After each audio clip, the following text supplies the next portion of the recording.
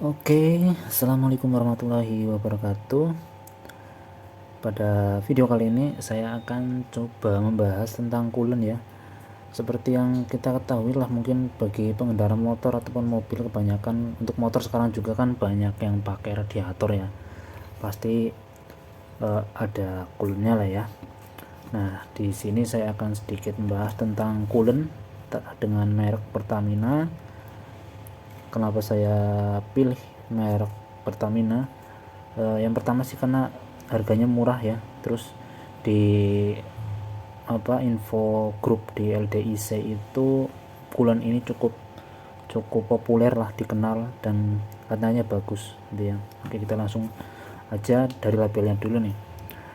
Itu ada prevent overheat, bahasa Indonesianya apa ya, ya mengurangi overheat lah ya, terus menstabilkan suhu, melindungi komponen di radiatornya, terus mencegah korosi atau apa ya, karat lah gitu ya, mencegah karat.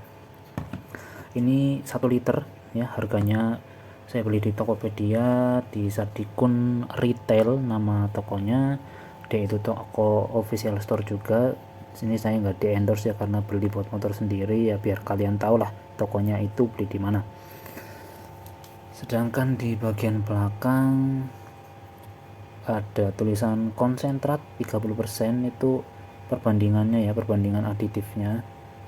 Seperti yang saya ketahui itu, bahwa kenapa saya memilih coolant yang konsentrasinya itu 30%, karena gini, jadi kita bahas lebih dalam ya, lebih detail. Coolant itu ada yang konsentrasinya itu 50-50 dan 30-70, itu diantaranya yang saya ketahui gitu ya. Kita bahas dari dua itu dulu deh. Nah, untuk konsentrat yang 30% ini menurut saya itu dia dalam pelepasan panas, penghantar panasnya itu lebih cepat ketimbang dengan yang 50-50. Jadi glikol itu apa ya, semacam aditif dalam di dalam coolant yang fungsinya itu anti beku. Nah, untuk iklim di Indonesia itu setahu saya itu cocoknya itu yang 30% konsentrat ataupun glikolnya 30%, terus airnya itu 70%, karena dengan hal tersebut itu lebih memudahkan penghantaran panasnya. Tapi kelemahannya titik didihnya lebih rendah. Tapi untuk iklim di Indonesia menurut saya sih lebih ke penghantar panasnya, pelepasan panasnya itu lebih cepat.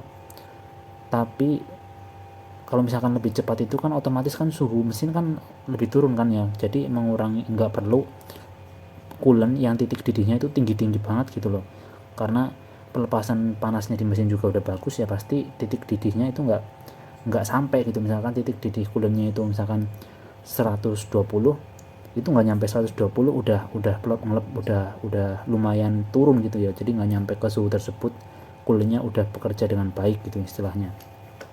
Kalau misalkan 50-50 itu penghantar pelepasan panasnya itu agak lambat, jadi bisa dikatakan mesin itu lebih cepat panas, lebih cepat mencapai suhu kerja, dan kalau sudah mencapai suhu kerja ya lebih di atas suhu kerja maksimal standar mesin tersebut gitu ya.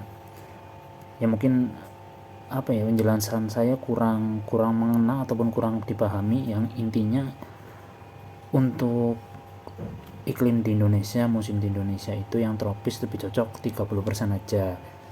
Sebenarnya ini kan penggunaan saya untuk Vario ya, Vario 150, penggunaannya sebenarnya itu pakai coolant AHM pun ya sudah cukup sebenarnya, nggak ada masalah sih.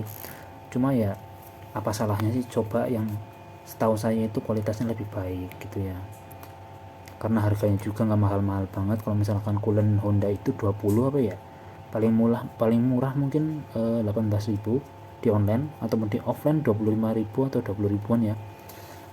Isi 500 mili. Kalau ini kan 1 liter beda, dan harganya juga nggak jauh banget, 27.000 ya, gratis ongkir juga. Jadi seperti itu ya untuk pemilihan coolantnya. Apalagi untuk motor-motor yang sudah bore up ya, mungkin bisa upgrade coolantnya yang lebih bagus. Sebenarnya merek yang lebih bagus juga ada, kayak engine ice, terus Amsoil dan yang lain-lain lah, tapi ini ya kategori tengah-tengah lah, di atasnya apa itu, coolant AHM ya, karena fungsinya nggak cuma mendinginkan mesin doang ya. Selain juga mendinginkan mesin kan dia menjaga bagian komponen di radiator, metal-metalnya itu, besi-besinya di dalam radiator itu sendiri ya. Jadi seperti itu ya, arti 30% konsentrat itu jadi glikolnya atau aditif pendinginnya itu 30% dan 70% air. Dan ini lebih mudah menghantarkan panas atau melepaskan panas, sehingga mesin tetap dengan suhu standar kerjanya, tidak melebihi, tidak overheat gitu ya. Kalau misalkan pakai yang 50-50 lebih gampang overheat, lebih gampang naik suhunya karena pelepasan panasnya lebih lambat. Tetapi ada plusnya, yaitu karena titik didihnya lebih tinggi. Kalau misalkan konsentrat 30% banding 70, titik didihnya lebih rendah. Dan sekali lagi saya tekankan, pilihlah yang 30% aja karena lebih cocok di iklim Indonesia. Oke, segitu aja ya pembahasan sedikit lah soal coolant. Nanti kalau misalkan saya sempat, nanti saya bikinkan videonya caranya juga ganti coolant di Vario 150 saya. Terima kasih, semoga bermanfaat. Jangan lupa subscribe ya channel saya. Terima kasih. Wassalamualaikum warahmatullahi wabarakatuh.